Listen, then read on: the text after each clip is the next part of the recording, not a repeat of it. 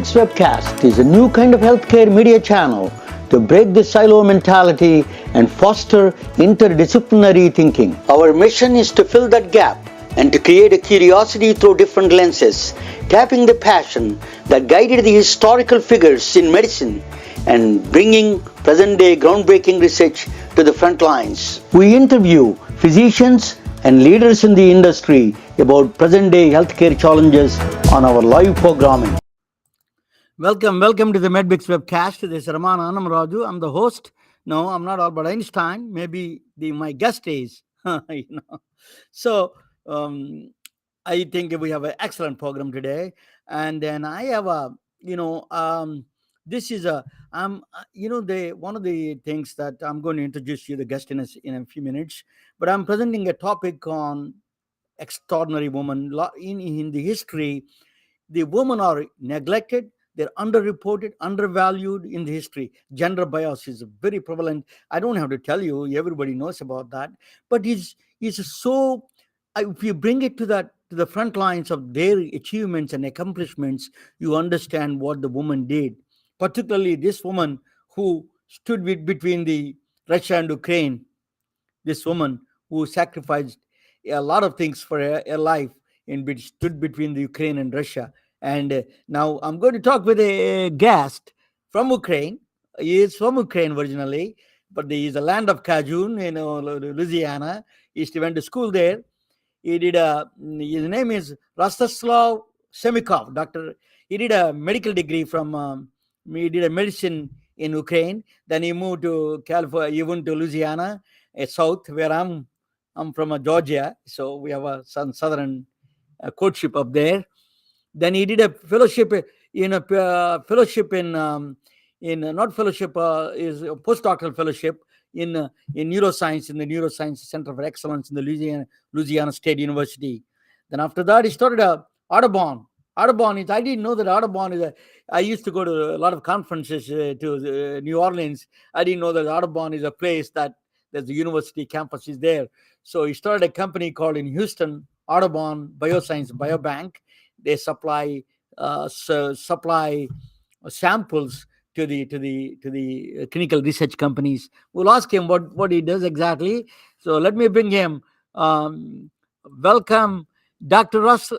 I hope I said right your name, Rostislav Semikov. Is that right? Yes. Thank you, Dr. Mona. That's correct. Could you please give your background a little bit, your personal and professional background? I'm Ukrainian. Moved to Houston, Texas recently, 3 years ago when COVID started. Before that, I spent 2 years in Louisiana, 1 year as an exchange student on a government program, and then 1 year as a postdoc fellow at Neuroscience Center of Excellence in Dr. Nicholas Bazan lab in 2016-17. While doing the lab work, we started a company there in Louisiana in the center of New Orleans. That's why it has Audubon name.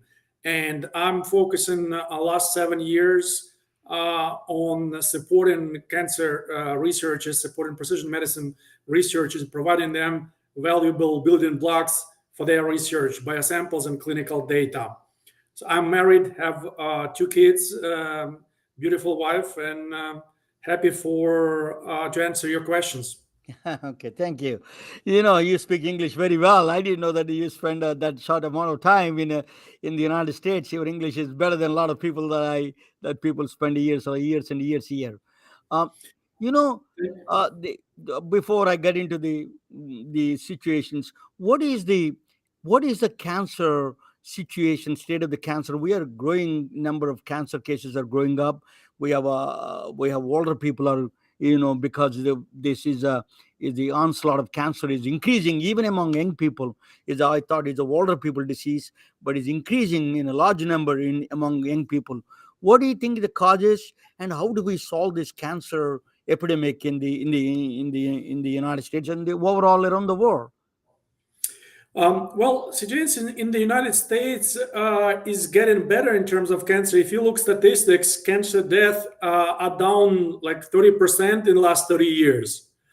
U.S. Is good is better than most of the world in terms of early diagnostics and effective treatment. A number of people who smoke and some other cancer factors are significantly less nowadays than they were a few decades ago. And still, there is a lot to improve, of course, but majority of cancer nowadays are happening in developing world, and statistics there is very terrifying. It's growing, it's increasing, getting younger. The treatments aren't as available. Diagnostics happens later when treatment are much less effective. So it becomes more and more burden on developing countries. And there is a new moonshot governmental program on cancer to decrease it within next 25 years, significantly reduce 25, 30, 50%. So there are ambitious goals here in the US, and there are resources available, and cancer research is also progressing. There are new therapies being available. Immunotherapy is groundbreaking achievements, and there is a lot of hopeful and there is a lot of great stuff happening in the cancer research field, but it's a complicated problem. Yeah, that's what he said. It's a good news that is progressing very well, and then new therapies are coming. One is you thought about immunotherapy. I just made a comment recently. I want to show our audience that the CAR T cell therapy. I don't even know what is a CAR T cell therapy. Is the immunotherapy part of the immunotherapy? But that is the cancer reduction in the cancer within few weeks. It's a drastically reduced. So it's a very looks like a very promising cancer research in the CAR T cell therapy. What do you think of what is a CAR T cell therapy, uh, Dr. Semikov? What do you we? I have no idea what that is exactly. If you can explain to us. Yeah, if in very simple terms, it's a immunotherapy treatment. And what does it mean, immunotherapy? The idea is to help body heal itself. So immune system in cancer usually is not working. That's why cancer cells are growing and spreading, because they act like undercover normal cells, and immune system does recognize them. So immunotherapy is making these cancer cells To recognizable. recognize them much easier, right? Yeah, recognizable for immune system, which then kills them. So in this case, CAR T cells, they are genetically altered in the lab immune cells of own body. So they are taken from the patient's body, genetically altered in the lab, and then put them back in patient body, and they're enabled to destroy cancer cells more effectively. So it's kind of chimeric antigen receptor T cell therapy, so called. There is a tremendous research going on in all fronts of the cancer research, right? In the radiation oncology side, medical oncology, and the immunotherapy. What you are saying. So maybe in the future is a photon therapy or light therapy. All these things, but for that a very important is they do a lot of research. They need samples, right? They need to provide a very high quality samples. They if without a good samples you put a garbage in garbage out, as you say, that you if you don't have the good samples you don't get the good results. The precision medicine requires good samples. Can you expand on that idea, please? Yes, cancer is not a single disease. It's a group of diseases, and right now there are like more than 200 different types of disease, particularly taken into genetics into account. When on one place, there could be a number of genetically different types of cancer. Each of them is reacting differently to various treatments. So one particular drug kills this type of lung cancer, but it's totally not effective to another mutation type of center.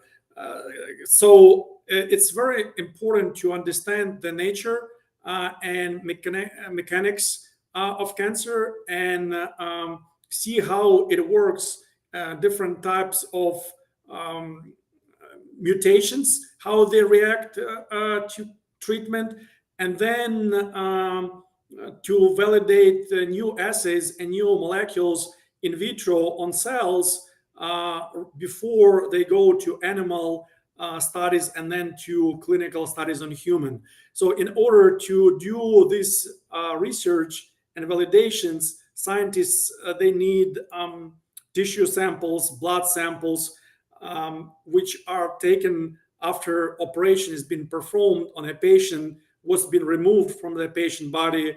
Part is kept for diagnostics purposes, and the rest is usually discarded. And this is what has been discarded. We ask patients to donate and doctors to share with researchers, which then is taken to make life savings diagnostics and treatments. Dr. Semikov, we went through a pandemic recently, and then we have a mRNA vaccine came in. It's a platform, the mRNA platform they developed at the NIH and all those places. What did the role they play, this mRNA, in the future of the cancer treatment or cancer therapies? Um, I've seen recently very hopeful results of clinical trials stage two when they combine mRNA vaccines, cancer vaccines, and immunotherapies, which give significantly better outcomes in a number of cases. But it's too early to say 100% the results. It's quite often happens that promising therapy fails in clinical trial three, stage three. So we have to wait. There is a promise. The idea is again that immune system can produce antibodies against cancers if we teach immune system what these cancer antigens are. So the idea behind seems good, but cancer is very changing. It's like with HIV/AIDS. The problem of making a vaccine against HIV/AIDS is the change in the mutation, very rapidly changing um, virus. Here, it's very rapidly changing cells of cancer and metastasis, which also are different often. And it's a challenge that a lot of scientists are working on to solve. You work with wet labs, right? A lot of wet labs. So you provide samples to the regular labs. But is there any computers can do simulation of these? A lot of reduce your time doing is a drastic reduction of the simulation process you can do. And then I will ask you after that artificial intelligence role, AI role in this cancer research in the science, particularly precision medicine. And can you comment on that one, please? Yes. I was going to start with AI that I have seen evidence of AI based systems predicted, and there are a few antibiotics we got to their late stage right now and been proved effective in a few resistant um microorganisms, which were found using AI. When the scientists had a lot of formulas, thousands, or it was like 10,000 formulas, which would take them years to do manually, to test manually in the lab. And AI ran through and found 10 or 15, which were predicted to be high efficient in this case against this particular microbes. And it turned out that they did, and they found few who were actually effective, and they were tolerable by our organism. and it went through. So you can Google and you can find that there Yes. are already achievements when you can predict on the models, not on physical models or organoids. There is another organoids or mice models, rat models, animal models. This is where science relies mostly until very recent. So there are promises of AI, but I haven't seen any achievements in cancer field yet. Cancer scientists still rely on mice and rats, including you probably have many people in the field know the story of Dr. Jim Allison from a lab across the street from where our office is, and from Anderson, where on mice he performed research and found out immunotherapy been effective and got a Nobel Prize in 2018 for the research that he did decades earlier.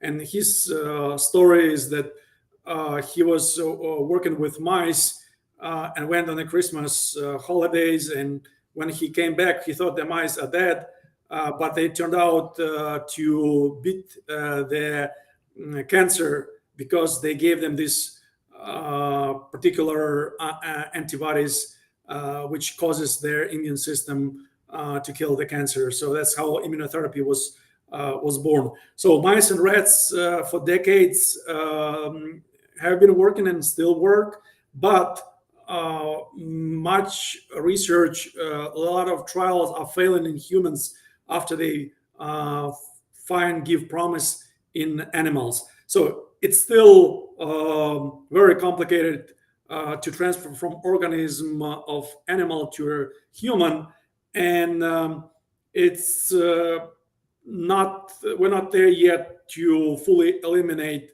and just go rely on AI. So eventually, our goal is to AI goal is at least to reduce the number of trials in that sense, reduce the trial and error methods to reduce that. That is your goal. And Let me make them ask you. faster and less expensive, because trials takes years and they Yes. need a lot of patience, and it's high expense. New drugs, cancer drugs, they cost nowadays $2-3 billion and more, because out of 10,000 molecules which are theoretically made by scientists, one or two comes to the market. So it's huge and long way where with a lot of losses. So if AI can even partially reduce that time and reduce the cost, it will be a huge benefit. You know that this is recently Google said that protein folding is the biggest challenge for a lot of these computers, and Google DeepMind said that they solved the problem. Did it solve really the DeepMind the protein folding problem? Still, it is a in very infancy stage, in the beginning stages we are at. Um, I would hesitate to say that someone solved the problems until we have enough evidence and facts that it's been Yeah, working on large scale. yeah. That it's not one case or two cases, but there are tens or hundreds of successful repeated studies, because in um, biomedical research, it's a very common problem, so-called irreproducible data. When you Yeah. see articles being published in top professionals, starting from research lab number one in the world and going all the way down, and other labs cannot repeat it, which means it's doesn't it lacks scientific base, because Yeah. repeatability of the experiments is the base of any science and any research. And such irreproducible research, I've seen data saying that it's 50 to 90% of publications, including top peer review journals. So if companies they are less even binded by their words. So if people say something, it doesn't necessarily mean that they achieved they Yeah. are there. Healthcare requires high standards and Six Sigma levels, and highest quality standards required because it involves a lot of lives. So you just not claiming is not enough. You need what you're saying is you need a large number of data to prove outcomes to prove, and the clinical trials and all these things. Then you have to go through a lot of steps before you say that it's working. So that is a lot of things. A lot of general population never Yes. understands that aspect of it. So And even if it works in one person, even if it works in one person, doesn't necessarily mean it will work in another person. Immunotherapy, which I mentioned, and it was so highly recognized, it was indeed breakthrough. It works from 15 to 30% people, cancer patients, depending on cancer type and depending on many other factors which we don't know. So it's one of the big questions in cancer is why immunotherapy works in one patient and it doesn't work in another patient. And a lot of scientists are searching that. Again, MD Anderson, they have a number of programs.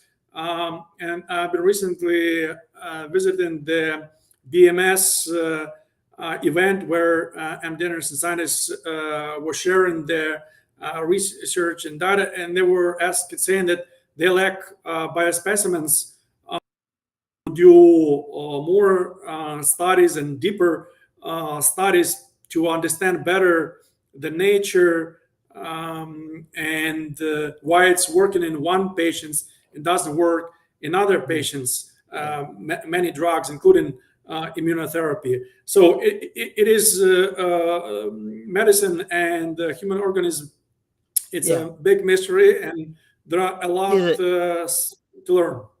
It is a big mystery. And we have to be careful.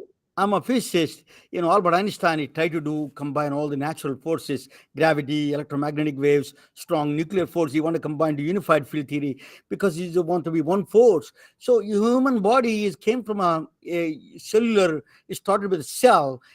If the cells are common to everybody, the same thing, what is that?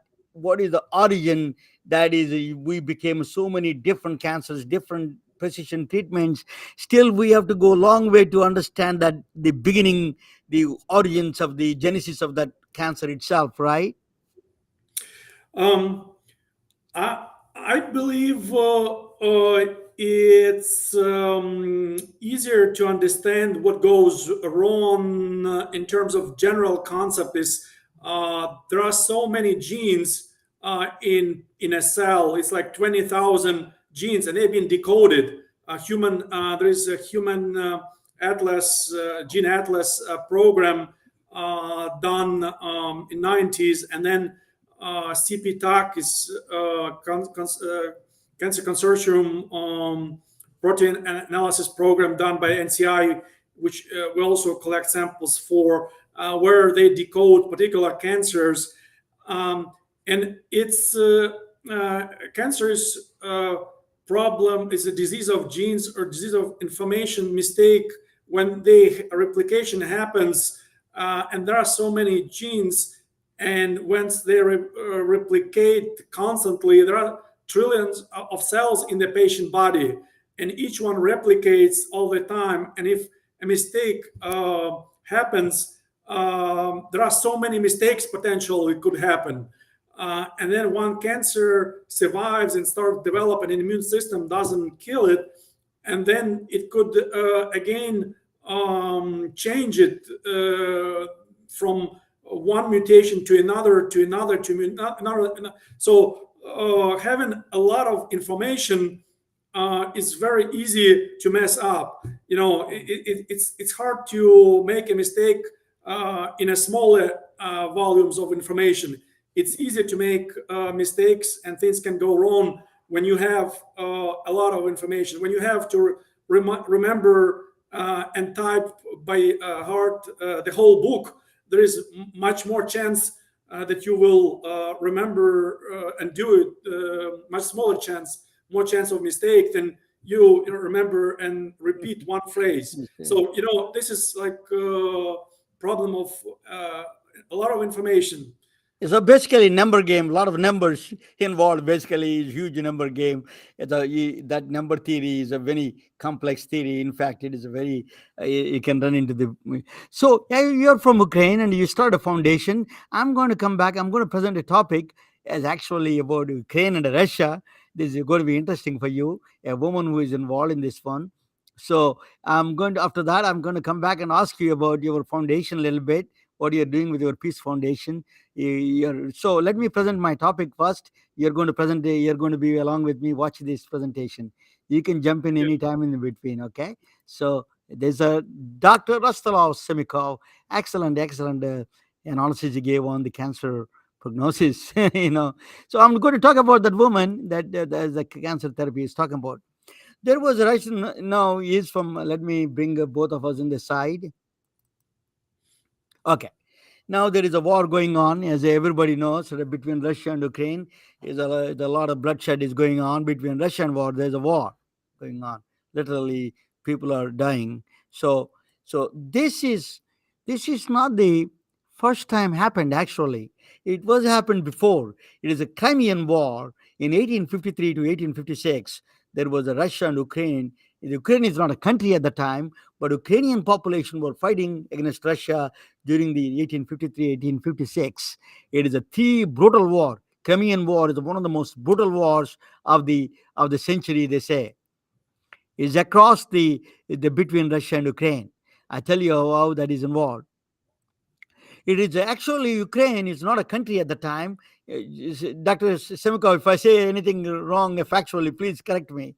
So Ukraine is not a country at the time. It is Not an basically a independent, not an independent country. We lost independence to Russia 300 years before. yes. So it was a country, but then we got occupied. Yeah, she's occupied by Ottoman Empire, if I understand. Ottoman Empire, as used to have the Ukrainian population, Ottoman Empire, it was a big empire. He occupied several lands. So Russia invaded Ottoman Empire, he invaded Ukrainian Crimean Peninsula to get the Ukrainian ethnic population where the large number of ethnic Ukrainians live. So Russia invaded it. So Turkey at the time is the Ottoman Empire is now is country called Turkey. It doesn't have the strength to face off the Russian army. It's a brutal army. There's a very strong army. So they asked the help of England. So England and France came to rescue, not because they like they want to get involved with this thing. What the Turkey told them to the England is actually Russia is interested in invading India. So India is a prized position for England. So they don't want to lose the India for Russia. So they said that okay, we're going to send the troops for you, and they send the troops. Russia, England, and France send the troops. In the troops, this is a first modern war for humanity. Crimean modern war is naval ships. First time naval shells are used, very powerful bomber shells. Then railways are for transportation. They use it for railways to move the goods and supplies and the personnel and the telegraph communications. They're all involved. First time in the humanity. First time is a modern civil war. Modern war started in Crimea between Russia and England. So this is a war between Russia and England, basically. So Crimean War is actually biggest failure in not in any front. Actually, it's a medical failure because they didn't expect medical problem are going to crop up. Is the Russian winters caused a lot of problems, and medical problems are became a bigger problem there. So in the Crimean War, 1853 and 1856, during that time, 1853, 500,000 people dead from this Crimean War. Think about it, extrapolate that population now maybe like 5 million, 3, 4 million people died between Russia and England. The total number of people dead is 500,000 people dead. Not from actually from the war itself. They're from the diseases they died. Most of them people died because of medical failure. They did not equip anything with the medical side, so they most of them died from medical failures. So that is where the story of this woman starts. Um, Her name is Her name is Florence Nightingale, a privileged intellect. She started, as the story starts there. Why? I'm going to explain to you why she did.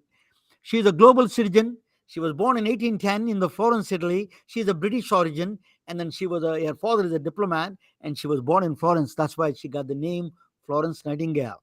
So she was named after the city of Italy, Florence. Florence Nightingale was born in 1810. She's a global citizen. She then she loved mathematics. You know that was born after 100 years after the Newton and Leibniz, two top-notch mathematicians and physicists. They were, and then she was also learning from her father, and then top-notch mathematicians from England, William Petty and Coral Pearson. Both of them are very famous mathematicians, are teaching her because women cannot go to the school and learn math. She had a love for mathematics. People don't know Florence Nightingale started her career with the mathematics itself, a love for mathematics. Then she went for nursing school in Germany. She's a global wanderer. She's truly a global citizen. She went to nursing school in Germany, Lutheran Hospital in Germany, in Hamburg, I think. She graduated from the Germany, and then after that, she took 50 nurses from there to Crimean front. They know Crimean front because 21st October 1854, she arrived at the Istanbul, Turkey, across the Black Sea, across the Crimean Peninsula, where the action going on right now. That is where she took all the 50 nurses there. Istanbul, Turkey. It is a very people. So she is a mathematician, and she loved to care for people. She was a nurse. Nursing job was not a highly respected. It's a menial kind of a job during the time, but she was there is no like a profession like a nurses. So she took 50 of them to the Crimean front, in the battlefront. She's a woman of daring nature. She is a aristocratic family. She doesn't need to do this kind of things. But British medical catastrophe, 25% of the British people, British soldiers are dying with these, usual suspects. Typhus, cholera, and malaria, they're dying in large numbers. 25% of deaths in the bunkers. That was a medical. She was shocked. She was witness to this the catastrophe in her first hand. She saw the large number of people are dying because of the diseases that they inflicted, not from the war itself. So this woman, she's a statistician, mathematician. She invented the rose shot. Actually, she invented the rose shot. First public health data analyst she was. She created this road chart. If you analyze this road chart, very simple and straightforward. With data visualization, she is the number one. She's the mother of data visualization. What she did was, you see the pink color. That's all the people who died in the by all the pies, like a pizza pies. They're all month by month. She gave the pink colors are dead from the direct injury from the war field in the battlefield itself. The blue pie, that is all died from the diseases. See that how unproportionate, highly proportionate, the number of deaths due to the diseases are way higher than the deaths from the direct conflict, direct between Ukraine and England. Sorry, between Russia and England. So she took this chart. She went back to the England. She is not an easy person to. She took and she met the Queen Victoria at the time. She became a lobbyist, and she was going in a Westminster Congress Hall in England. She was walking with the charts. British politicians' nightmare she was. If she would have been alive, she would have given a run for votes for Trump or Johnson or Biden, anybody. She would have given a run for their votes. She is that strong woman, and she took these shots, and she's telling that you know Russia is not killing the British soldiers.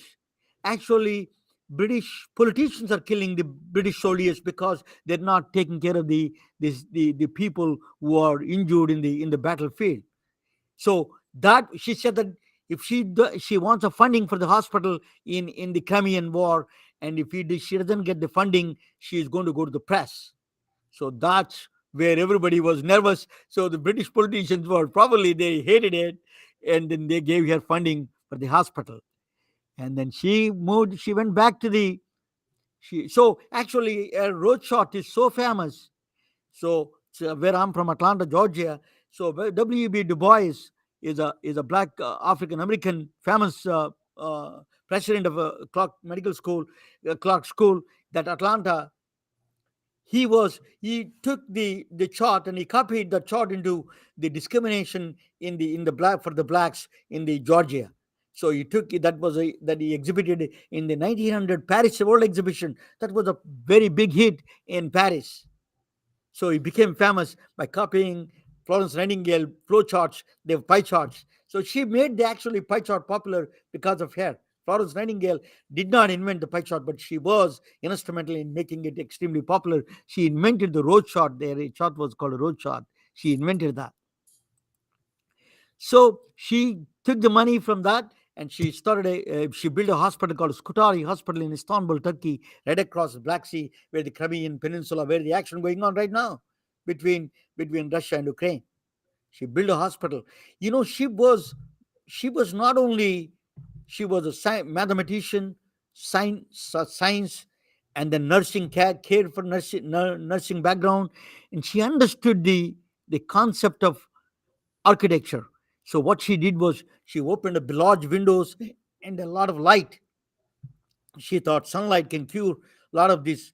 The injuries can be healed faster. They can heal faster with a large light and a lot of these things. And then she's the first one who created a modern hospital. She's an architect of the modern hospital, in fact. So she was. Then second thing she did, she's a scientist all the way. She's a love of science. She had the love of science. What she did was she took the carbon lime water and then run through the carbon dioxide inside the room in the hospital. If they become a precipitate, very milky color, that she knows that it is too much carbon dioxide there. So she wanted the airflow 5,000 cubic feet per hour. She did mathematics and science to combine them together. She maintained the air quality. Actually, in the United States, they followed air quality for the schools, followed her standards, in fact, for a long time.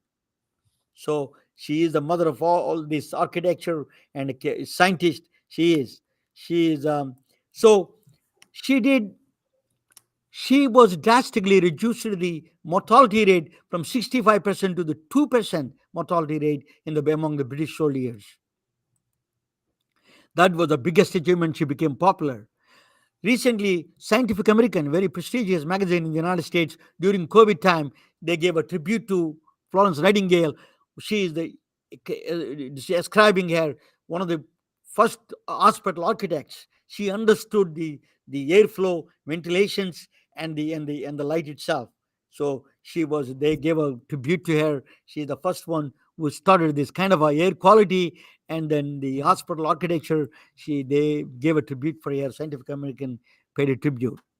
She's not only that, she's the first prefabricated field hospital in Runkoy hospital in Istanbul, near Istanbul, in the front lines of the war fields, the prefabricated hospitals. She was instrumental in helping them. She created an exam room inside. They put the blood pressure. I don't know about the blood pressure and temperature. There's basic stuff. They put that during the 1850s. So she did that. She created the concept of exam room during the process. So she's not that. She's just to think about this woman, extraordinary talent. She created a first interoperability health standards. If you see, I can't read. My glasses are not that great. Number of patients remaining in hospital. Patients. She went back to the. She was not feeling well. She went back to England, London, and she said that all the hospitals in London needs to follow these universal standards. She printed forms, hospital forms, and ask them to what the patient, what day she admitted, and what the diseases are, and when they released, what kind of a treatment they gave. She collected meticulous data. She was unbelievably meticulous in 1800s. Think about that, ladies and gentlemen. What a woman. She's interoperability. We are struggling now. She created a single-handedly interoperability. She defined on her own. She loved mathematics and statistics. So my daughter is a statistician. I always tell her about Florence Nightingale. She's a public health epidemiologist. So she's a founder of the Royal Statistical Society in England. She's a founder actually and a member. And the American Statistical Society gave honorary membership. She could not able to travel to. She was not feeling well. She was. They were all the while back. She got a lot of problems. So American Statistical Society president traveled to England and gave her honorary membership to her.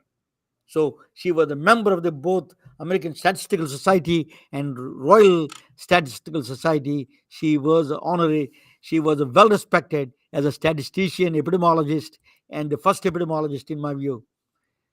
So she's a prolific writer. She wrote notes on hospitals and notes on nursing. Everybody knows about that. I don't have to mention. She's a mother of nursing. She did a. She's the architect of the nursing careers. Chimborazo Hospital in Richmond, Virginia. She helped both the Union during the Civil War. She helped the both Union and Confederate armies. Both helped them. She is like an independent woman. She wanted to take care of the peace. She wanted a peace, which Dr. Semikov is talking about. Peace Foundation. We'll be talking with him in a second. But she was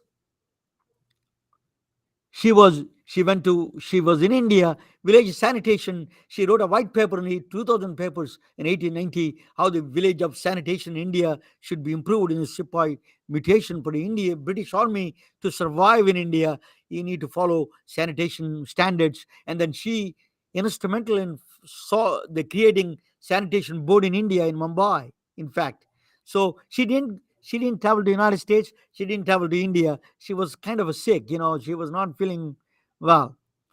So then she's the founder of a medical tourism. She was the first one suggested to people from Switzerland to Turkey to go to medical tourism to get the procedures cheaper because Switzerland was expensive. The medical procedures were. She was instrumental in sending founder of medical tourism. She was. So she is a mother of medical tourism. And then, so she is a public health advocate, innovator, architect, data analyst, social reformer, and a nurse. Lady with a lamp is a trivial word, is a lost is lady with a lamp. We need to recognize her extraordinary abilities, contributions in the science, mathematics, and healthcare. It is so she said that this is the word what she said during the about the war. I stand at the altar of the modern man, and while I live, I fight their cause. I get emotional every time I read that sentence. I stand at the altar of the murdered man, and while I live, I fight them. I fight their cause. That's what she said.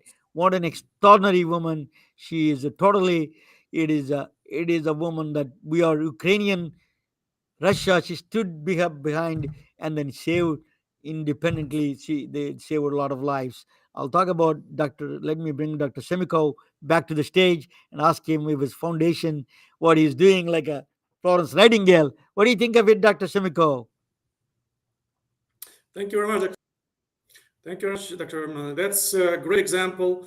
And indeed, what you said is touching me, my heart, and hearts of many people. And it's one of the examples for us in the work and why we started the Peace and Development Foundation. So just to add to all your story and make a picture complete, I want to mention that if you open Florence Nightingale profile in Wikipedia, you could read she felt genuine religion should manifest in active care and love for others. So her inspiration and motivation also came from belief in God and belief in outcome of faith to help other people. So that's she wrote even a theology book, suggestions for thought. So that's and she was closely working. You're breaking up a little bit. I don't know why, but you wanted to.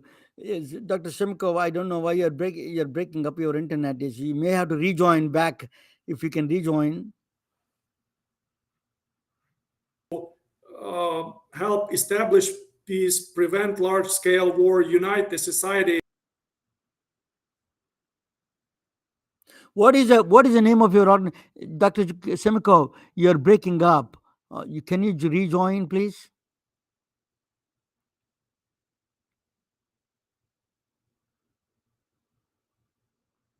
Yeah. So I don't know why. It just I'm going to. He has to rejoin back. He has to go out and rejoin. Please rejoin. I'm going to send him a rejoin.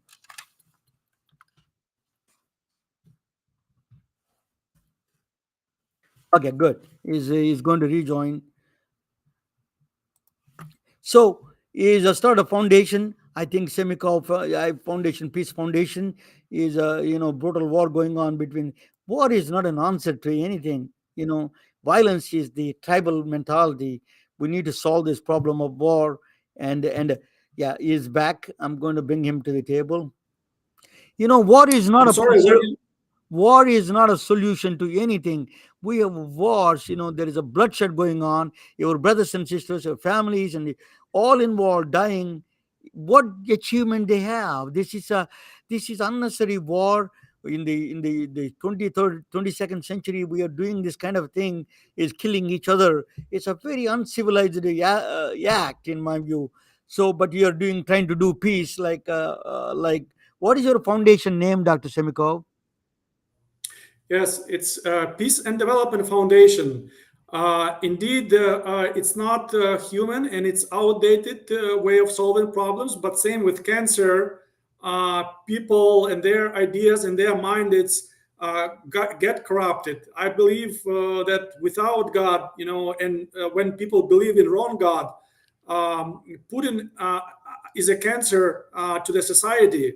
Though he goes to the church and says he believes in God and he says he's for family values and Christian values, but when we open Bible, book of James, it says that true religion that God accepts is look for orphans and widows, not to make orphans and widows.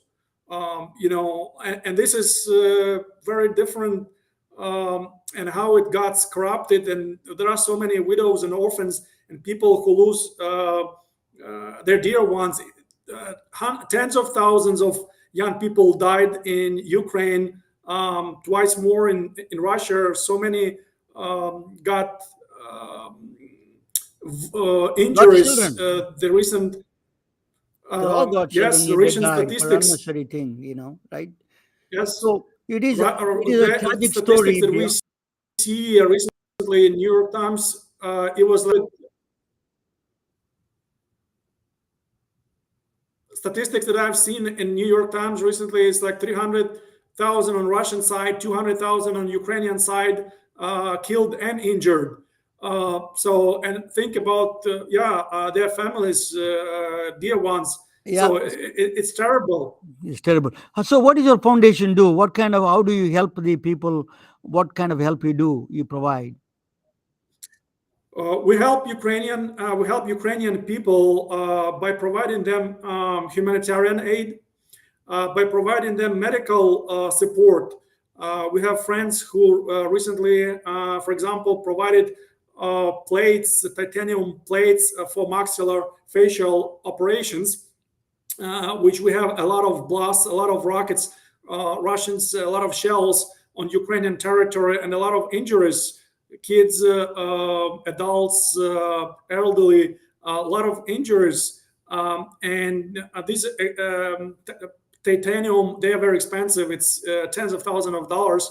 And there were people who donated them. There were people who donate, some hospitals who donate medical equipment, surgical equipment, and it's scarce resource. Some drugs, so all kind of humanitarian medical aid is very valuable, and this is what we deliver to Ukraine. And Still finally, true. we Sorry to interrupt you. Still true. Even today, medical failure is one of the biggest things. Medical thing, people don't take care of it. At that time during the Crimean War, the medical thing. Now, even now, in the between Russia and Ukraine, is the medical thing is the bigger situation there. You made it extremely well. Made a great point.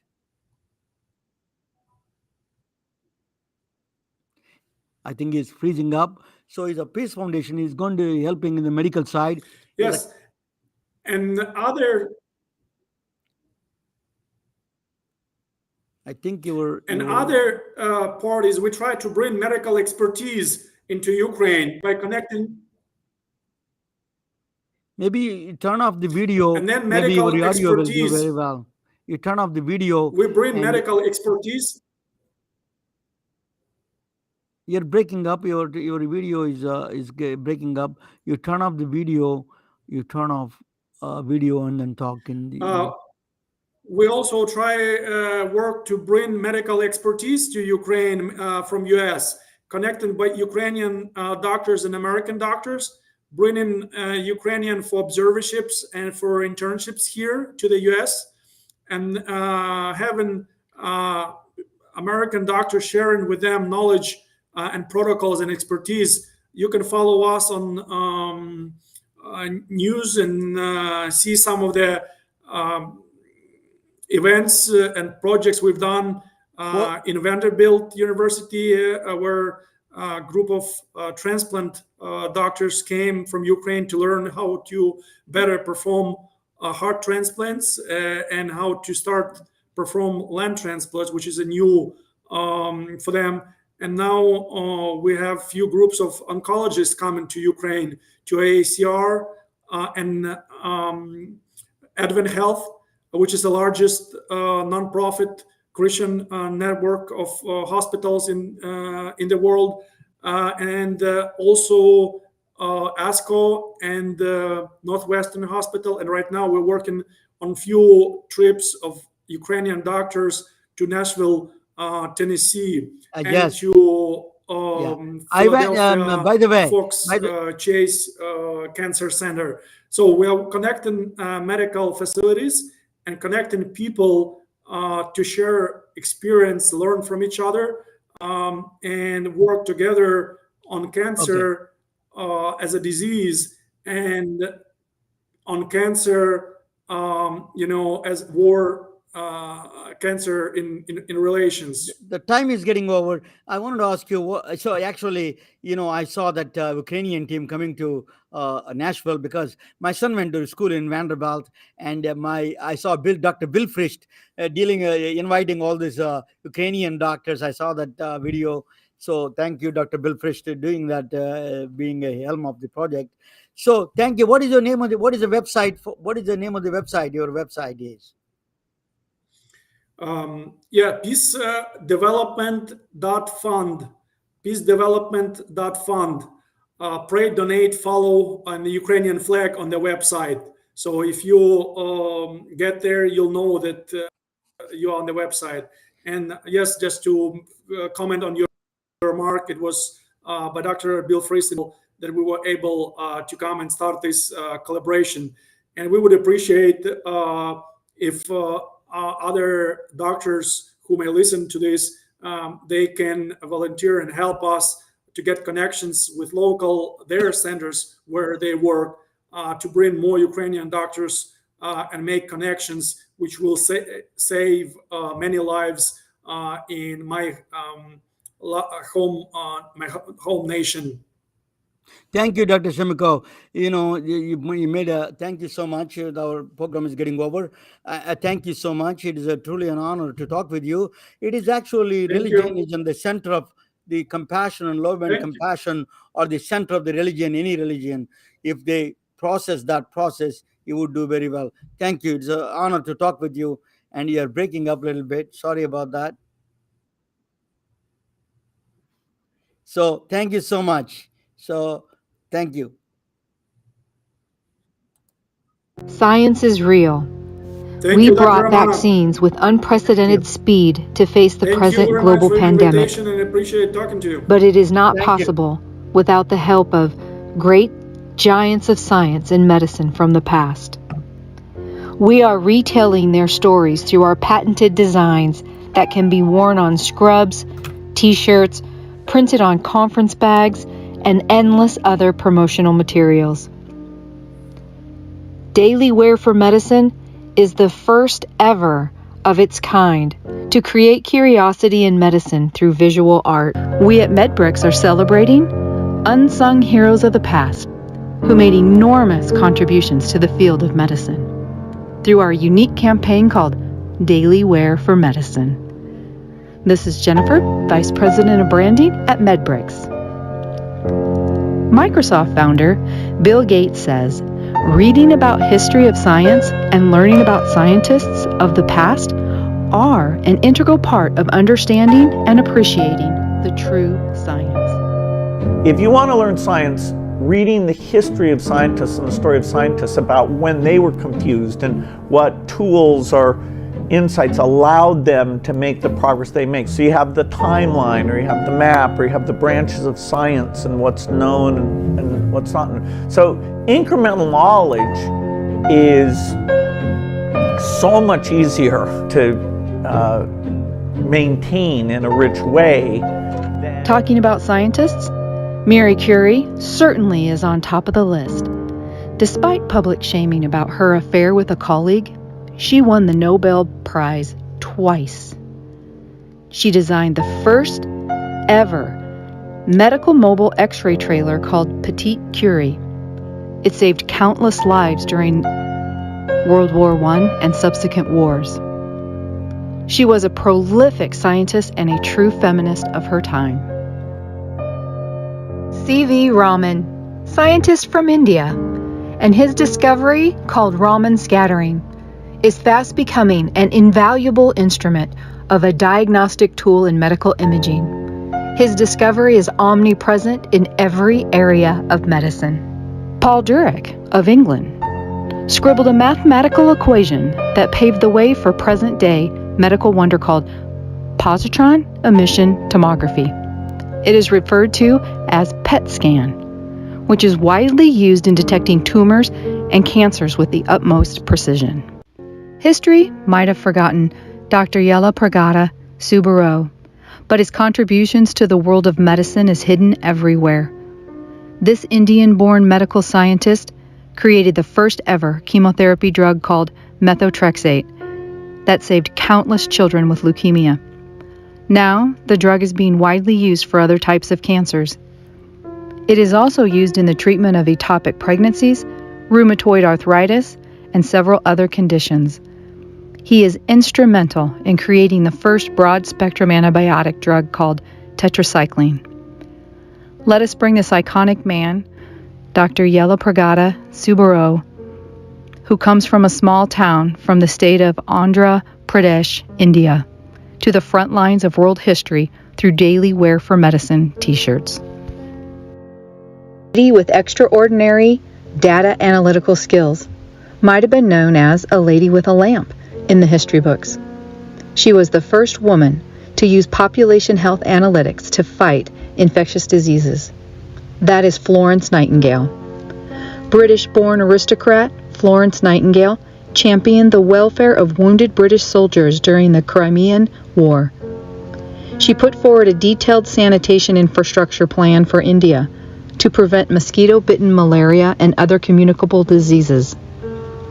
She is a brainy mathematician who happened to be a nurse with unbounded compassion to fellow humans. We at Daily Wear for Medicine honor Florence Nightingale through this t-shirt representing every nurse and nursing student following their footsteps of the Nightingale Pledge. We at Medbricks are bringing these remarkable stories through visual art with our patented designs called Daily Wear for Medicine. T-shirts, conference bags, and other forms of merchandise are available through popular online networks. Creating visual art is one of the defining characteristics of the human species. We hope it creates awareness and reiterates confidence in the field of medicine, particularly in times of crisis we are in. We hope you join us in this journey in paying tribute to the contributions made by scientists and physicians alike. Thank you for watching. You can wear it, carry it, and give it.